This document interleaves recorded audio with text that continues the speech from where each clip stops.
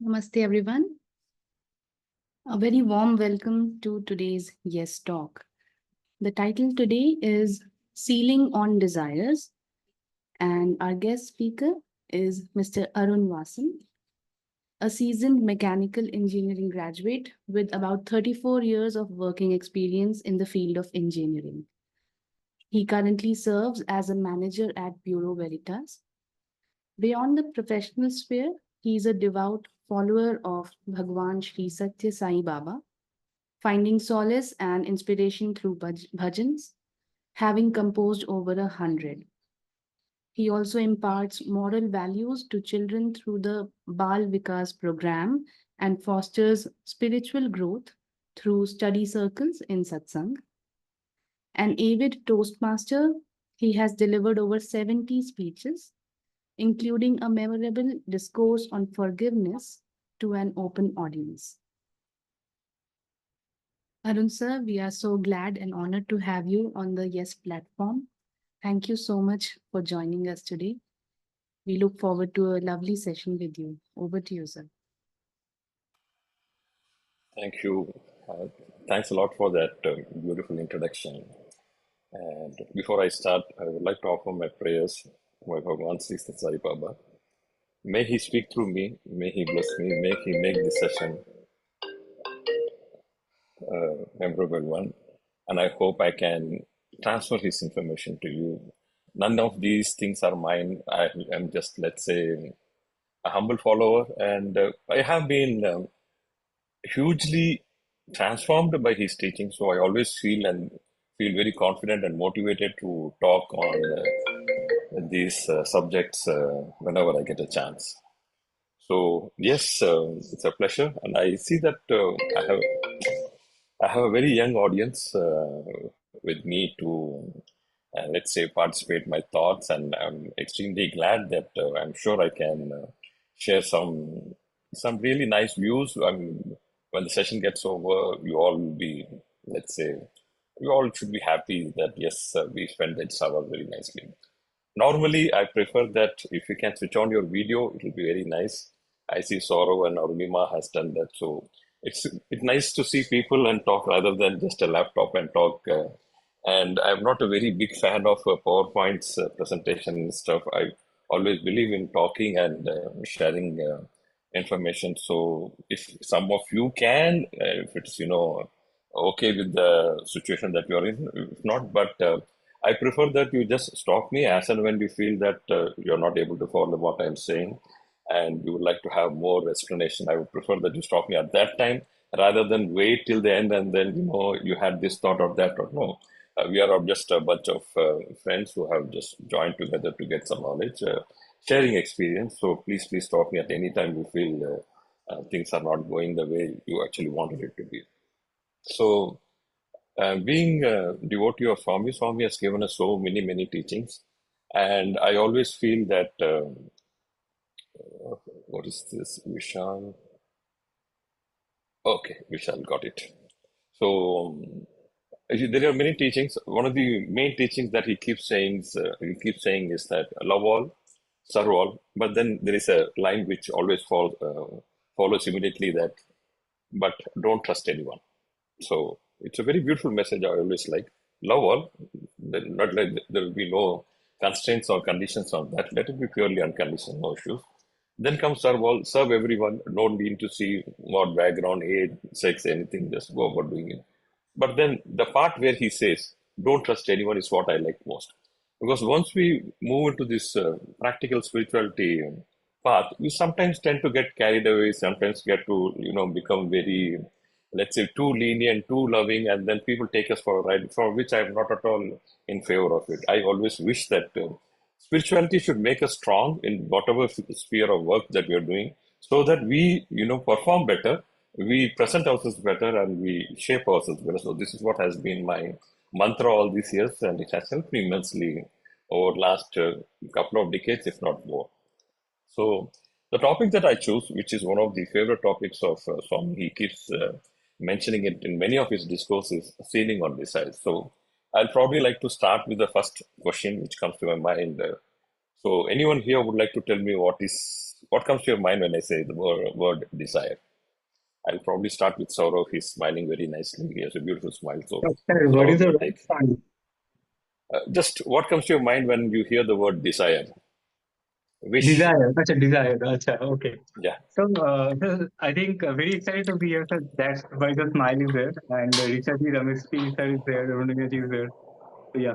So coming to the question, I think when you talk about desire, two things. One are the immediate bodily desires like hunger, like let's say attraction for the opposite, like whoever you're attracted to, right? That is there. But then there are also underlying longing for something that is missing, longing for truth. That those two, I would say. Wow. Yeah. Thank you. So, very nice. I think you kind of kick-started the whole session beautifully. If you go to the dictionary, I believe there are about 137 definitions of the word desire. So it can be pretty long and cumbersome, but you kind of summed it up very aptly that yes, only you have that physical desire and you have spiritual desire, and you can club it or put it wherever you like. Excellent. Then, okay, now that we have a rough idea what desire is, let me move on to the three words which I always like to delve on or deep dive into these three words. And then I just want everyone to participate now.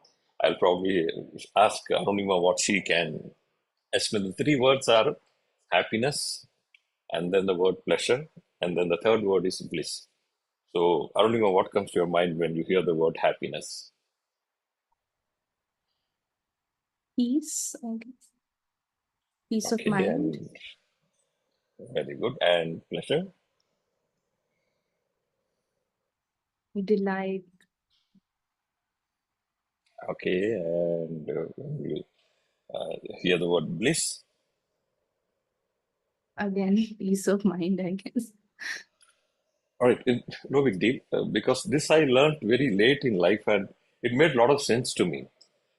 Because I keep preparing for study cycle and there was this book, a small booklet, and in that I found this particular line, and it made perfect sense to me when it said that when you say happiness, happiness is when your mind is satisfied. Now, what does the mind want? The mind wants, let's say, to buy a house. So the moment you buy the house, you feel happy. Yes, I achieved it, and then the target is reached. But more often than not, what happens? You have a house, you want to go one more house, one more, one more. The desire keeps on increasing. There is no end to that desire. The second thing which I talk about is pleasure. Pleasure is, let's say, when your sense organs are satisfied. You want to watch one serial in Netflix, then of course the desire says, let's watch one more. And then you end up binge watching the whole episode or serial after serial, and you find that 1 day or 2 days of quality time is lost and you don't know whom to blame for. But you'll find that the pleasure is very temporary. It is only as long as, like, you see a Baskin Robbins ice cream, you want to eat it. As long as you eat, you feel good. So the pleasure is only very temporary. It is never permanent. Then comes the word bliss. Now, bliss is what I would say is the word Anand in Hindi, if you remember the word Anand. Bliss is something when your heart gets satisfied. Now, in a 24 hours time span that we have, we always indulge in some kind of activity, which is again, let's say, propelled by desire. Now, if I go to work, I decide to get money. I am not just here for any social service. No, I am attending this or conducting this satsang. Somewhere along the line, I am trying to reinforce the thoughts of the belief system I have been following. So the next time I talk to someone with greater conviction and let's say with more force and more energy, that yes, I do believe in this. So these words, happiness, pleasure, or bliss, we need to revisit on a daily basis. And let's say, for example, a particular act that I indulge in, it gives me happiness. Nothing wrong in that. We all are exposed to different kinds of scenarios, so we never know which path to follow. But then again, this is where the idea of introspection, the idea of auditing, the idea of self-checking starts in. Okay, this activity, it gives me very good happiness. Oh, I'm having this food. This is under, it comes under pleasure. Then comes that $1 million question. What do I do to satisfy my heart? What is that I'm doing to satisfy my heart? What is that I'm doing to get that bliss? Is because bliss is something which is permanent. And mostly I believe that any act that you do which is totally selfless, which is totally unconditional, that gives you the maximum bliss, or that gives you the maximum happiness, and that is permanent. You help someone. I can probably quote from a personal experience. I was there in this car service center, and I was getting my car serviced. And I work in Saudi Arabia, and it's a very hot environment. And I could see about 15, 20 guys. They were sweating and cleaning the cars. And I just asked one of these guys, "Can you go and get me and get everyone, that non-alcoholic beer?" So this guy, he went. It cost me about 100 dirhams, not a big deal, and everyone had that. And I could see one of the guy, he took the beer because it was extremely hot. It's non-alcoholic, nothing wrong. It's permanently legal. It's perfectly legal here. And he drank and he thanked God. So somewhere I felt, wow, it was such a small act from me, but it has had such a great impact on him.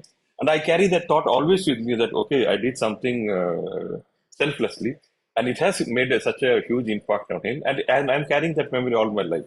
So this is what I would probably say that this is what is bliss all about. Now, if you see in scriptures, we have these three gunas that we always talk about, something called as tamasic, rajasic, and sattvic. So probably, if I categorize, I would say that pleasure, it comes under tamasic category. And if you go for, let's say, happiness, probably it comes under rajasic category. But bliss, anand, it comes under the sattvic category. So we need to know, we need to keep on pushing ourselves step by step by step by step to go from one step where, okay, now I'm probably in the pleasure category. It's okay, nothing wrong. I move to the next, which is probably happiness. And then I move to the topmost layer, which is bliss. And once I reach that blissful stage, believe me, all those things, other things that you have been indulging yourself in, will never, carry that attraction or carry that charm anymore, because you have tasted something much more superior. We call that as a honey. When you taste even a drop of a honey, which is of the highest quality, the normal sugar doesn't attract you anymore, because you have tasted something which is really blissful. Now, when I deep dive again on this bliss, there is a certain word which always comes to me. It is a part of the shloka from Mahabharata, which says that Patram Pushpam Phalam Toyam Yo me bhaktya prayachati tadaham bhakti upaharitam ashnami prayatatmana. So, in short, the Lord, he expects just a fruit, a leaf, and then he expects us to just keep a glass of water.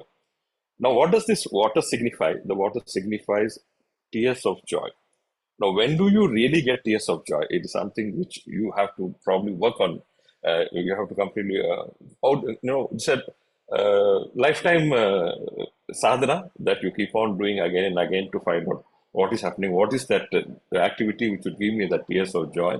And once you have realized that, yes, this is what is going to really make me blissful, and you involve yourself more and more in that activity, you will get that tears of joy all the time. So, from my personal example, if I have to say that way back in 2002, I attended the satsangh in Kuwait, and one of my Sai brothers, he offered this bhajan called Jaima. It was composed in Rag Darbari. It's one of my favorite ragas. And when he started offering that bhajan, tears just came out of my eyes. And I was feeling, I felt so much transformed. I don't know what words to use, but the life changed completely for me. No longer money or promotions or food. It started having any, let's say, charm or hold on me. These things, that offering bhajans, the enjoying that music, participating in satsang, that took the, let's say, the prime slot in my mind, and I was able to spend more. I wanted to spend more and more time on that. But as I got exposed to that, I think somewhere all of us need to find our own activity which would give us that particular, let's say, kick, if that's right, if not the right word.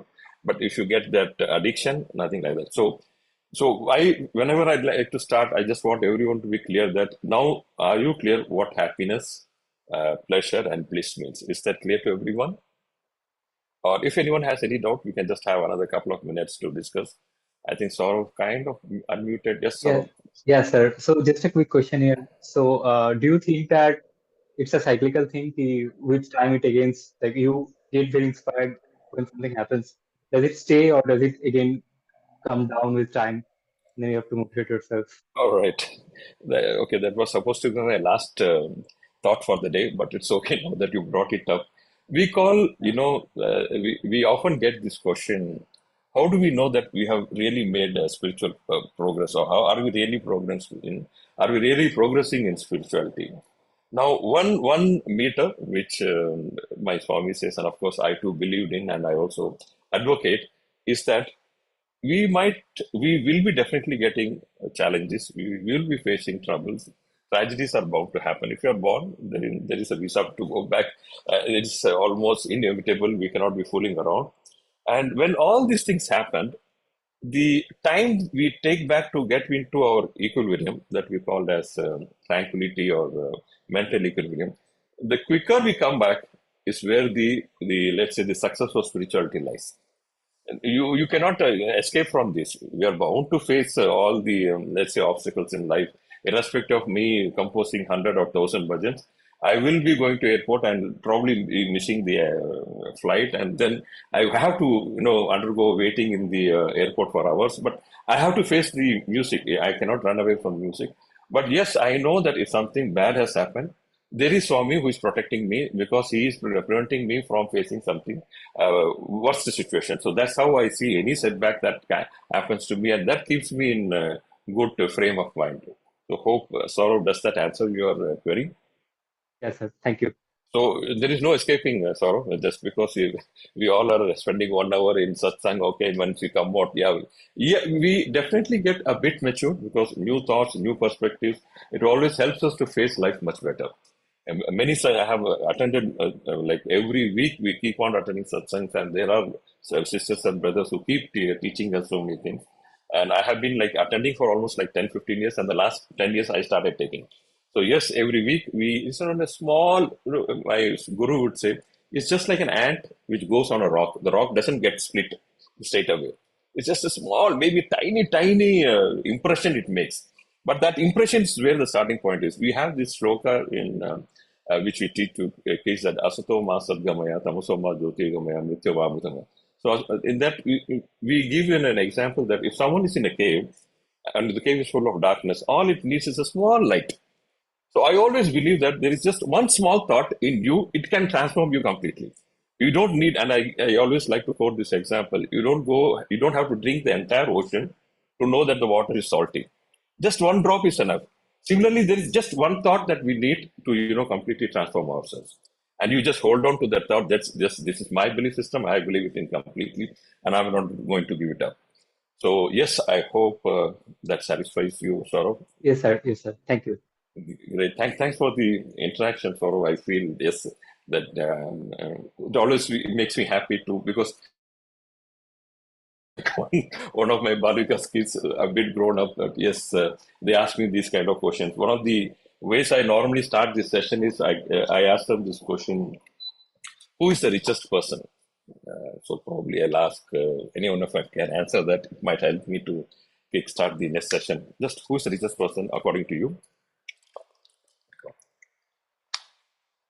So basic necessities are met and peace of mind. Sorry, can you repeat again?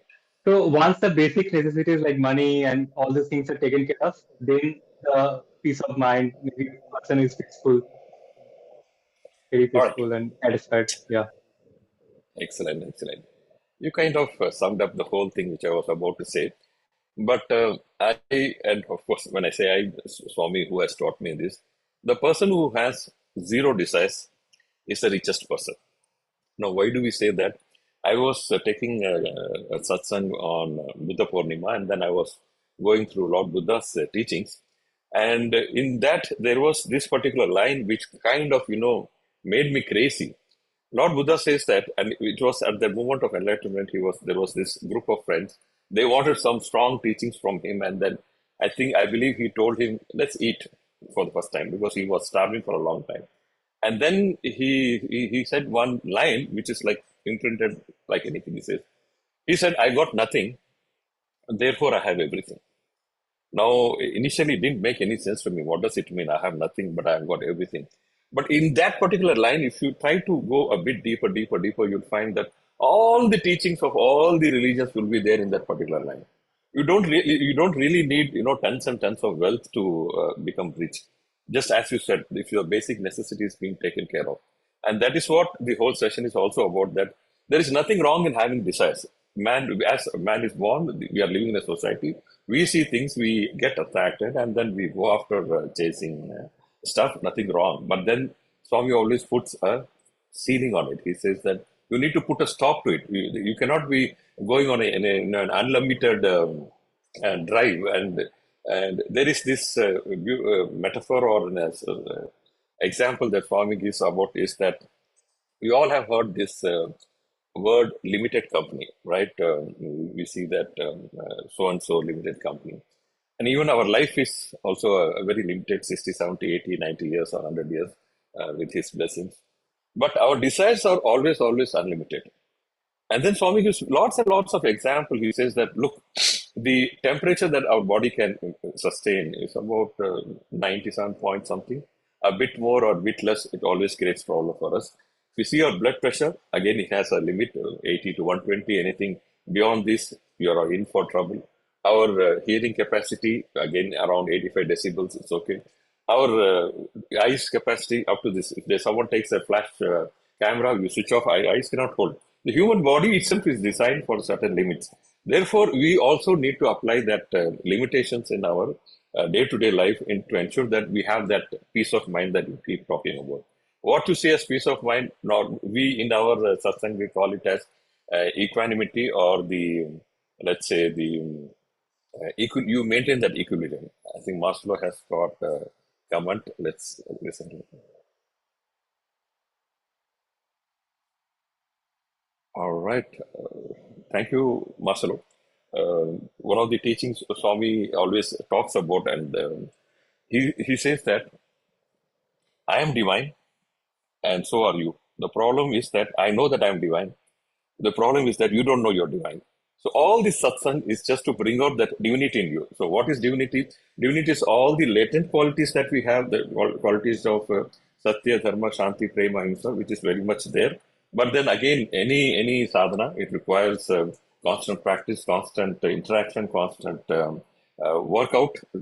Just like we strengthen our physical muscles, or mental muscles also need to be worked on. And you bring it out, and then when you bring it out, you are much more charming person than the guys who have all that six packs. That's how I vision. So coming back to this about desires, and we were talking about stealing on desires. The question again is how to handle desires, or what should be done. Let's say Masula has one more question for me. Masula is perfectly right. We normally say that journey of any man is from desire to desirelessness. You start with, let's say, 10, let's say 100, 50, 10, and then you come to zero desires.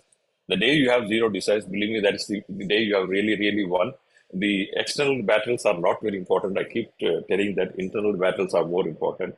It's not very important that you win the world. If you can win yourself, you are the biggest. That's the biggest victory you can give. If your mind, body is able to listen to you, you have won everything. And the rest of the things are immaterial, really speaking.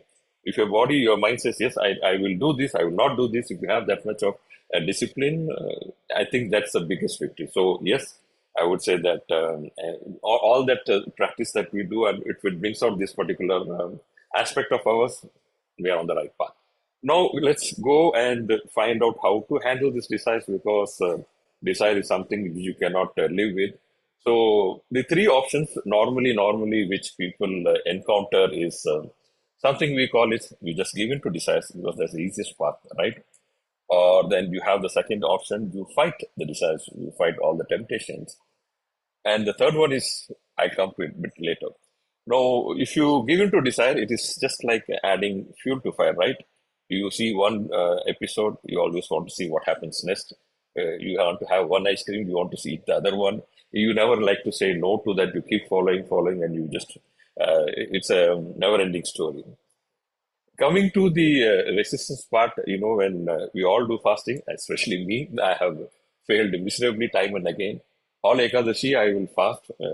The night before I will see that I have more than usual stuff, and the following evening when the fasting gets over, it's yes, I have fasted, so I need to compensate, and it becomes a terrible mess. I really wish, why do I do fasting in the first place? But then I keep trying, and one fine day I'm sure that sadhana doesn't ever goes waste. Maybe the truth will definitely set in, and I just might become a bit wiser. So these two options, the two options of giving in or resistance, doesn't really make much sense. It doesn't give you the kind of victory that we probably would be wanting it. So the best or the third best option, which I always prefer, and is that we try to sublimate it. Now, the word sublimate comes probably from the word sublime, and sublime to me is anything which is related or connected to divine. Now, there is this story. I just have a cup of water, just a little water, please. There is this story about this rat. Rats have this habit of collecting all kinds of, let's say, rubbish things, and it will keep collecting and putting it in its hole. If you go and check any hole in which rat lives, you'll find that all kinds of waste materials will be there, which it will have of no use to it, but it will still keep on collecting it. But if you look at the rat, which is there in front of Lord Ganesha, you'll find that it's carrying a modaka, which is, let's say, sweet dish, and it is looking at the Lord. So the teaching for us is that if we can, still have that modaka, and if we look at the Lord, which is your devotion, you are, let's say, kind of saved from many things. Now, the modaka signifies wisdom, and looking at the Lord, it kind of means renunciation or sacrifice. So they say a guy or someone who is on the spiritual path, and if his two wings should always be these two things. One is this wisdom, the other should be this. Sorry, I'm not getting the word wisdom and devotion. You can say that your let's say your devotion or your journey towards God, whichever God it may be, doesn't make much difference. So once you are in these two paths and you're like your mind and your, what is basically mind? If you ask me, I keep telling that mind is just a bundle of desires. One after another, it will always be desiring for something or other all the time. So the one way you can break this mind is that, okay, you take this mind and try to put it on your Swami or anything which is divine, which gives you that peace of mind or that bliss that I'm asking for. You will be, you will be thrilled. And if in spirituality you have this panchakoshas, and I'm sure in your yoga they would have definitely told you about Manomaya, Vijnanamaya, Jnanamaya, then in the end you'll find this Anandamaya kosha. The bliss, if you want to find, you have to remove, you have to overcome this mind, you need to overcome the food, and then when you go deep, you'll find this bliss. And once you have tasted that bliss, and you'll find that the bliss, it has definite various proportion, exponentially it grows. The more closer you go to the Lord, you'll find the blissfulness or the bliss quantity in you. It keeps increasing exponentially. So yes, that's where Swami says that just take one step towards me, I'll take 100 steps towards you. That's the normal argument to give. So the one of the best ways to let's say tackle desire is to sublimate. There is yet another one. Let's say, story which is being told by Ramakrishna Paramsa, which is kind of looks like very genuine story to me. There was this guy who was having the habit of taking opium drugs, and he went to Ramakrishna and he said that, how do I get over this habit? And Swami said that do one thing. He gave him one chalk piece. He said, just write Om, and then there will be some drops or let's say some pieces or powders will come from the chalk. Daily write as many times as you write Om, you will be getting that amount of chalk pieces. Measure that and you are allowed to take that much opium. So this guy was thrilled. And first day, let's say he started with 15, and then it came down 10 and then 5. And then the power of spirituality takes over. When you keep writing Om, Om, Om, the magic of Om takes place. It happens so much that you forget that you are even, let's say, opium user or drug user, because the power of, let's say, the namasmarana or the power of the divinity sets in, and you completely forget all these things. So these are the, let's say, this is probably an extreme step that I'm suggesting. But if you have time and you don't know what to do, you can always pick up a book to start with. Or like me, you can always pick up the harmonium and start practicing. It took me about 10 years to get my first bhajan right. Because I didn't get any formal training. I just had time and I knew I had to do it something to, keep my mind sane. I'm living a forced life bachelor for many, many years. And when you have time, I always believe that if you can convert time into some efforts, results will only, it will come. Surely it will come. It will never go waste. And one fine day, one of my friends, he came and told me, "You're just practicing. Why don't you sing along?" And I tried. And believe me, I mastered playing harmonium and on that particular instant. But then it was my 10 years of practice which helped me to get that particular tick. And then everything kind of settled down. And later on during this COVID time, I kept on playing, and I was able to compose about 100 songs. So being a mechanic engineer with no formal music background, still able to compose about 100, I think it's all his grace that which has happened. So yeah, so that's why I keep promoting that if you have time, do anything and everything related to the divinity. Definitely, the rewards will come. If not now, when the, let's say, your karma scale, when it is required, it will come and take care of that, and you'll get the blessings then. So yes, there's one thing that I always wanted to stress, that if you try to resist desires, or if you try to, let's say, yield in, it's never going to help you. But if you sublimate, if you try to replace with something a bit nobler, something which takes you closer to the Almighty, believe me, that's something you need to taste it once. In spirituality, I keep telling, because we take study circle every week, I tell them at least practice for 1 week. I try to do that. Whatever I preach, at least I try to practice for a week. And then if I feel that, yes, that, that chemical things, reaction, it happens, and I'm more peaceful, I'm more blissful, then I know that I'm teaching it correctly. Maybe the week after, I might have forgotten, but it's no big deal. Just like that opium story where I was talking about. If you can even just chant Gayatri mantra, a very simple Om Bhur Bhuvah part, you do it on a regular basis. Believe me, the mantra will take care of you everything. We don't want to do anything else besides that correct chanting. Just don't go for that commercial chanting. I'm not a big fan of it. There's a particular way you need to do it, and if you do it, the results are, let's say, guaranteed. I can give it in writing, blindfolded, that you chant, all your negative will go off. Let there be no second thoughts. So whatever suits you, your taste and your, let's say, time schedule, and if you can pick any of the items, I'm sure life will get, let's say, more blissful.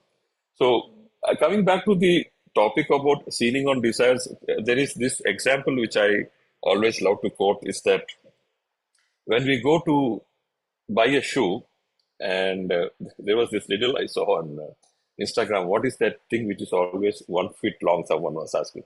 They said it is a shoe which is always standard 1 feet long. I don't know how far it's true.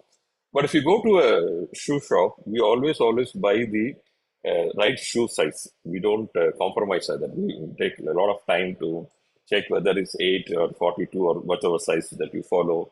And then you walk. I've seen people running with that, with the shoe, and then they know that, yes, the shoe fits in correctly. Now, this analogy, you can probably use it in your life. When you want to, chase money or anything, just take the right amount of money. Swami doesn't say that don't go after money. No, you need money. You are in a society. You need to meet people. You need to face your peers. So nothing wrong in dressing up well. Nothing wrong in presenting yourself well. Nothing wrong in getting educated. Nothing wrong in being ambitious. Nothing wrong in all this stuff. But yes, ensure that you spend a part of it, back to the society wherein you are equally, let's say, this is probably what these days people do in corporate. They call it as corporate social responsibility.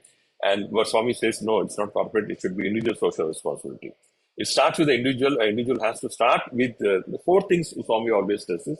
One is food, one is time, one is money, and the fourth one is energy. So don't waste food.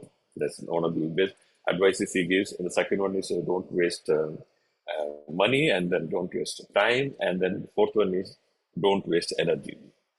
When you talk about energy, the other three, I'm sure you people are very much exposed. But when it comes to energy, Swami always insists that don't talk too much.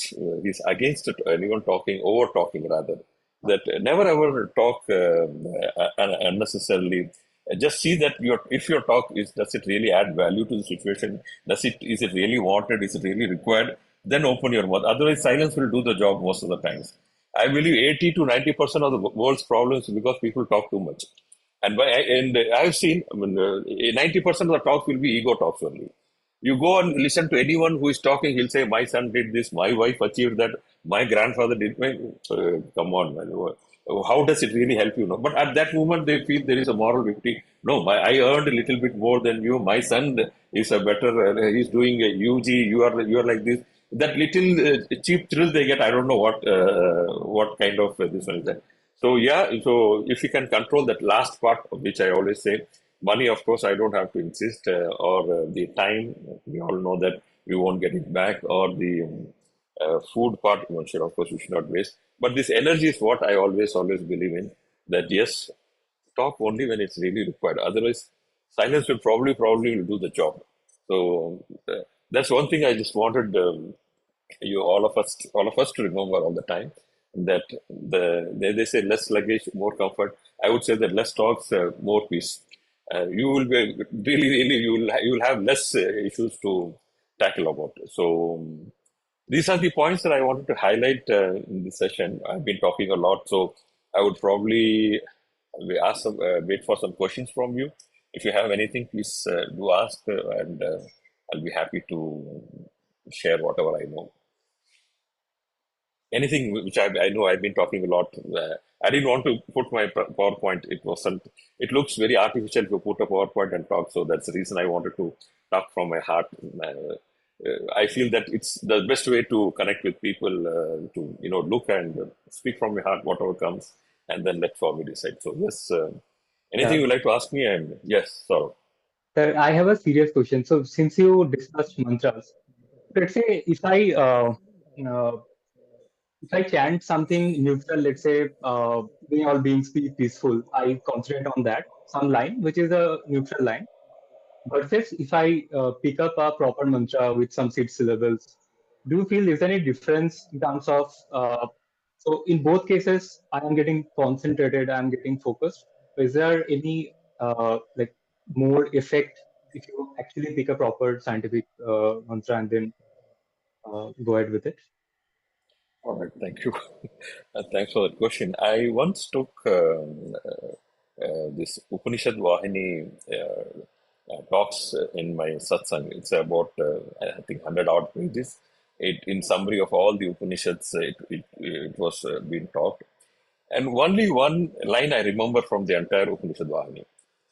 The line was that it is your intention which matters, not the act. So anything that you do, if your intention is good, just do it. Let's not worry about the technicalities behind it. So even if you chant wrong mantra, we have this, I think Bhasmasura or someone who was chanting, or even this Valmiki, who never knew how to even Yeah, say Shri. Rama correctly.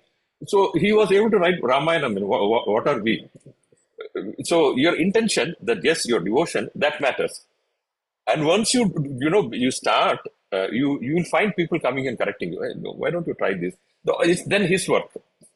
You have taken the first step, then the 100 steps, which is part of this correcting you, he'll send someone to ensure that sort of, look, maybe if you try this particular method, it just might be more useful. The reason why I insisted on the right chant for Gayatri Mantra, the benefits are much better. There are 24 syllables ups and downs that if you focus and do, you will get benefit because it's a tested procedure. So if you can do that, it's good. If not, as I said, the intention is the connection. If you're able to do it, then you can do it. Marcelo, could you please sing it a little bit? Marcelo, okay, I just let me have some water. I'm not used to talking so much. Yes, sir, absolutely. Yeah, thank you. And I agree with the latest comment. Would you be able to be lucky Come enough again? with the? So please see the comments, right? Oh, yeah, okay, Marcelo. You're scaring me now. All right, let me try.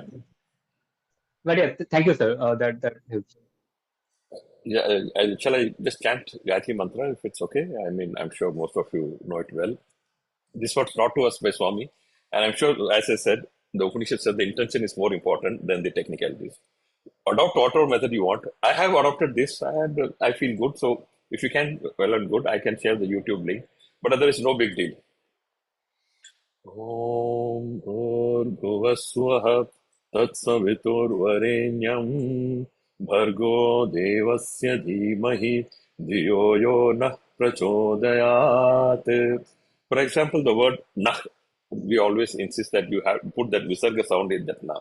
Because if you don't put that visarga sound, I believe you are saying that I don't want the intelligence part of it. When you say na, and if you don't put that ha sound, the mantra purpose it gets itself defeated. So that's why we need experts to just come and make these small corrections. But I still will go with the first one. What I said, that if your intentions are pure, there's no stopping you. So yeah, if you have Thank you, any sir. other questions, I'm most willing to take it. Apart from this, since I've been talking a lot, there are a couple of other values that I love a lot. I think you introduced during the session of forgiveness that yes, I'm a huge fan of forgiveness thing. The sooner we forgive, believe me, life becomes really blissful. You don't want to carry that luggage of taking revenge or making yourself suffer for no want. There is this story which I was supposed to tell you in this. It's a part of the delusion that where we are. I was supposed to start the story with this. How in good old days monkeys are trapped. There is this long, narrow jar in which you keep peanuts. The monkey kind of puts its hand inside and then grabs a handful of peanuts and doesn't let it go.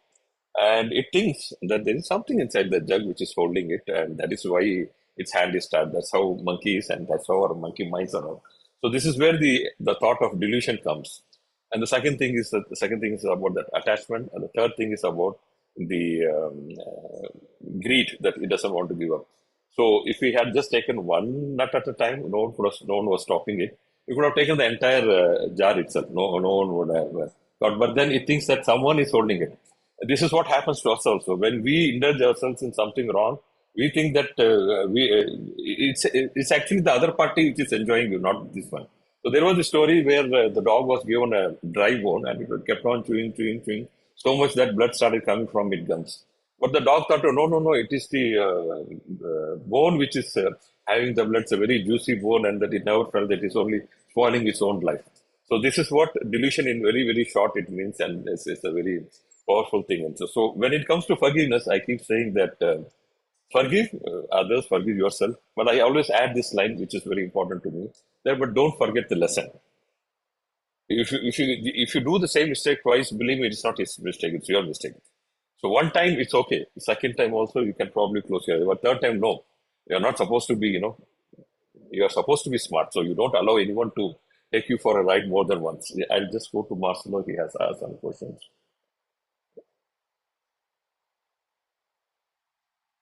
Okay, so Swami always says this part where he says that bhava is more important than baba. So this is what him say.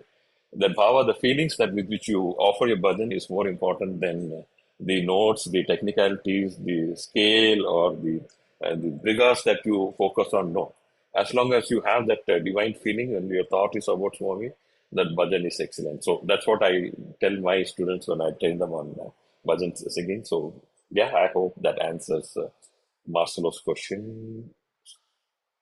Rishaji, I know her very well. We were together, I mean, here in Saudi Arabia. So I have seen her perform each month. All right. So Swapna ji, when I was taking the classes for Upanishad Vahini, Vahini series is a book of series written by Bhagawan Sri Sathya Sai Baba himself. The most important mantra is Om only. After that, all other mantras are secondary. So even if you just chant Om 21 times or 108 times or 1008 times, the job is done. And all the musicians, they know that we chant Om to make our vocals or our thoughts very strong. So if you can do it, you will get that solace, guaranteed solace. So yes, any other questions? So maybe a follow-up question to that. If we chant mentally versus if we chant verbally, loudly or mildly, would there be any difference? Good one. If you are into meditation, normally I would suggest that you start loudly. Since you are young, you have the energy. You're not old like me, so yes, start it loudly. Nothing like getting your voice is strong. Believe me, the very act of chanting Om, it gives you immense confidence. I don't know from where you get it, but you get that confidence. It's something divine which is happening around, and you become stronger morally or mentally. I don't know, but so I would suggest that you start, the vocal this one with the. If you have listened to this Ramayana, in Ramayana there is one particular uh, phase, or I think it is in Sundarakandam, where Lord Hanuman meets Lord Rama. And at that time, Lord Rama, he doesn't speak directly to Hanuman because Hanuman is a messenger. But he asks Lakshmana to speak because he says a king should speak to another king. So he should not speak to the Hanuman. So Hanuman speaks to Lakshmana, and then after Hanuman leaves, Rama kind of gives, let's say, an evaluation. He says that, look at him. Each and every word was like a Vedam by itself. And then he was saying that he used the right pitch. He used a middle tone. So everyone has let's say, an octave that we work on. So I would suggest that don't go over and don't go too low. Take the middle tone of yours, and that's where the power of communication works maximum. So being young, you can work on your communication skills. Don't go too low unless there is a vocal variety which is happening, or don't go too up because people don't want to be feel threatened. So just always work on your middle pitch. Make that middle pitch stronger. You are lots of successes. Yes, All anyone right. else? Thank Any you. other Thank question? you, sir. Yeah, thank you. Most welcome. Any questions? I am open. We still have about 13 minutes. So, Hey, yeah. Arunji, yeah, this is Richa. So, first of all, namaste. Thank you for a wonderful session on a very beautiful topic. And you have always been a very pleasant speaker. Your personality emanates the kind of silence and the topics that you pick, forgiveness and chantings, etc. I always enjoy listening to you. So, here's a small reflection from my end and a follow-up question.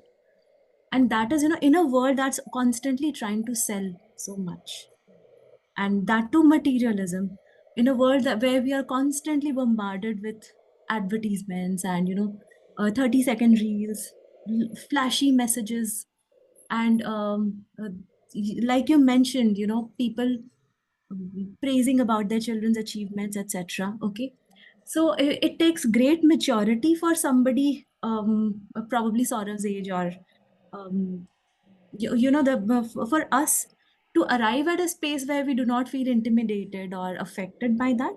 So my question here is, how do we go about inspiring younger people to inculcate that kind of balance in their lives between wanting, all of that, and by keeping a ceiling on the desire that we are talking about? I hope my question makes sense.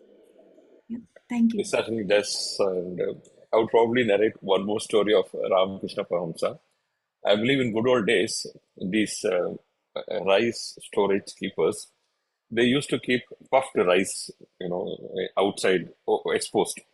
That is because the rats are always a menace when it comes to storing rice. So what these rats would do, they will come and take the puffed rice, which is probably 1/16th the value of the rice, and it will feel very thrilled, and then it will miss out the tons and tons of rice which is being kept outside. So the rat will feel very happy, and then it will go off. The storekeeper, of course, he also feels that his rice is safe. Even in our life, when you mention about all these things, that materialistic things, it's just that, like that puffed rice. The actual bliss is only with Swami, or in spirituality. But it takes years to come to that kind of understanding. But then, as I said, you need to take the first step. So when I said that, you need to know what is the difference between happiness, pleasure, and bliss. So any activity that I do, I need to categorize it. That is it giving me pleasure? Reels definitely is only pleasure. As long as you watch, you feel very thrilled. You feel that you are part of the universe and you are making some progress. Believe you are not making no progress. It is only eating away your healthy time. But if you pick up a hobby, even just playing a guitar or even reading a book or even just going for a walk, it's a million times better. And that is something a choice you make. This world, it's designed in such a way that temptations are bound to be there. You can't get away from it. It is designed like that. The universe itself has designed it like that. But then it has also given us a choice, a decision-making choice that, yeah, I decide how I spend my time. No one can stop me from that. If it's like, this is now 3:30, it's my sleeping time in Saudi Arabia. I never awake to attend this, but then I took a decision, no, I can share a bit of my knowledge with my fellow brothers and sisters, nothing like that. So that's a choice I make. So, and someone like Sorrow or even me, I need to make the choice. I need to refine the choice, and I need to categorize it in such a way that I keep going closer to the Lord. Believe me, the journey that takes you closer to the Lord is the best journey you can ever embark on. Now I'm almost an outcast in my family. Nobody likes me. They say that you talk too much. You have given up non-veg. You don't talk non-veg. You don't sing Mukesh songs, which you used to do. My wife doesn't like me anymore. She says, I don't know. You are totally a transformed person. This is not the person I fell in love with you good old days. So yeah, I have this, but I feel good. And I don't want to give up this, that quality that I got in me, the sense of peace. I want to preserve it, come what may. I gave up non-veg. My family is a hardcore non-vegetarian food because my Swami told me that give up and feel.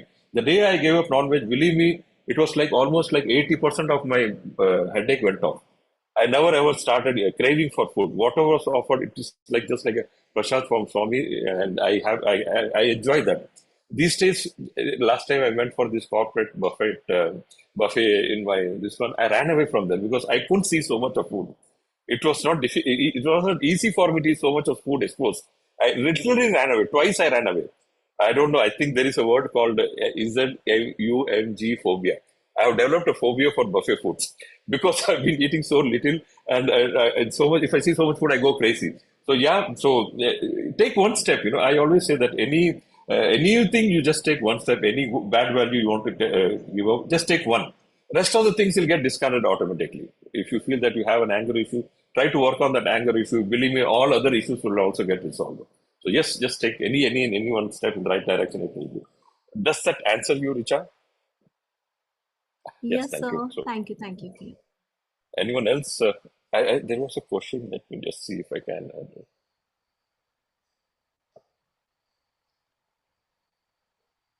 Meanwhile, let me Yeah. just quickly So say that I studied in Ramakrishna Mission Ashram Vidya in Narendra, so I love this story. We used to like that Gospel of Sri Ramakrishna Ji. That's excellent.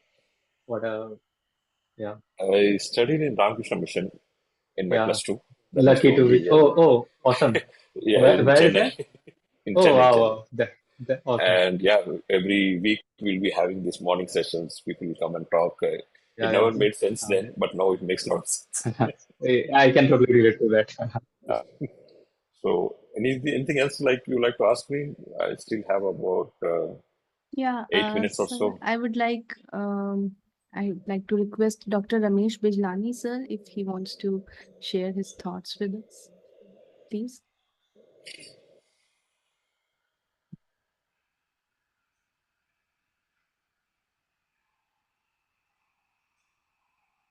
We can't hear you. Sir, have you unmuted yourself?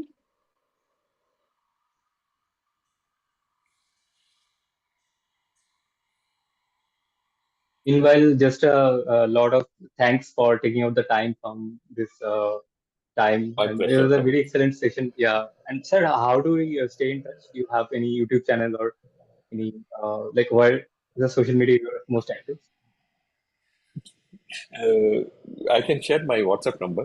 No big deal. Okay. You can be in touch with me. I normally have the habit of posting thought for the day from Swami to everyone, and those who want to have, I can send it to them also. And being a Toastmaster, I started the habit of posting a word of the day, and I've been doing it for the last 8 years or so. So I feel this is a small service that I can do to my students. I would like to stay in touch with them. Maybe I can add you in those groups. You're most welcome. Just once the session gets over, just get in touch with me. I can share that. No issues. Sure, sure. Yeah, Ramesh sir, please.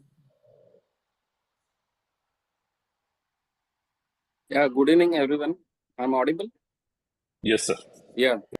So first of all, thanks to Richa ji for inviting for this wonderful session. Though I'm late joiner, in this, but glad to see mechanical engineer into spirituality, as I am also mechanical engineer, 91 batch. So I'm your 3 years junior, and I just entered into spirituality a few years back, 4 to 5 years back, and we have sessions, Ramcharitmanas session in the morning and evening 1 hour Bhagavad Gita, Bhagavatam session. So it helps a lot. Means earlier I was not into that much, but now after COVID era, I understood the importance, and it makes a lot of difference. So thank you very much for this session, and thanks a lot. Welcome, sir. Welcome. Thank you, sir. So, Dr. Bijlani is facing some technical issue today. So, Arun sir, he'll definitely connect with you over email. Sure, And most thank welcome. you so much for a lovely, beautiful session, for an interactive one. And Yes. we have another comment just from Marcelo. If you let me insist on this aspect, could you expand a little bit about the bhav you mentioned? What is about this feeling and why is most important? All right. So when I take these budget sessions or budget training session for others, not all of us are so talented or so, let's say, musically gifted. So I tell my kids that it doesn't matter you go off note or you're not perfect, but as long as you're able to connect to the Lord, you have that connection and you have that bhava, that feelings. Let's say the we get this question very often that. What is the difference between emotion and devotion? This is a very, let's say, usually asked question. So when you say emotion it means that you have attachment. You get emotional only when you get attached to someone. Devotion is that you are no longer attached to the world, you are attached to the Lord. So you are kind of detached to the world and you get attached to the Lord. So I would insist that stop that emotional part of it and try to get detached, go to the devotion part of it, and then probably you'll get that connection, and that what makes your bhajan really divine. So just keep on practicing, just do your sadhana. I'm sure someday Swami will definitely hear and your blessings will come. So yes, this is what I try to tell people when it comes to bhava. Bhava is more important than Baba. So Swami says, I am not important. Your devotion is more important than the offering itself. I hope it answers your question, Marcelo.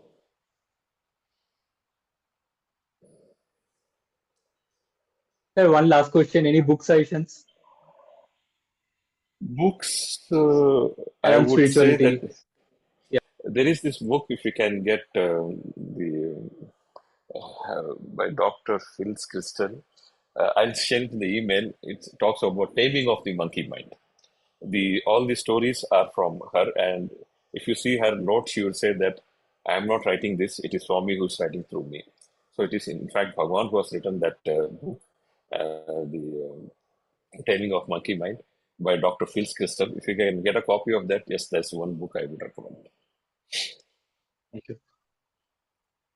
My WhatsApp number, one second. I'll take it from Richa ji. That's fine. I'll put it in this one. The chat, you can take it. Yeah, there we are. Thank you once again, sir. I would like to inform that the recording of today's session and all the talks that we have every Saturday evening are published on our YouTube channel. Yes, Spirituality. This is how it is spelled. You can see on your screen.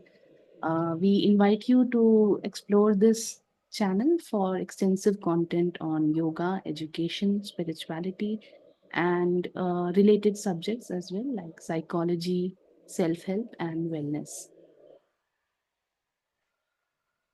I thank the participants as well for being with us today. Thank you so much. Thanks again, Arun sir. We'll Thank you so close much. today's session with a moment of peaceful silence. Namaste.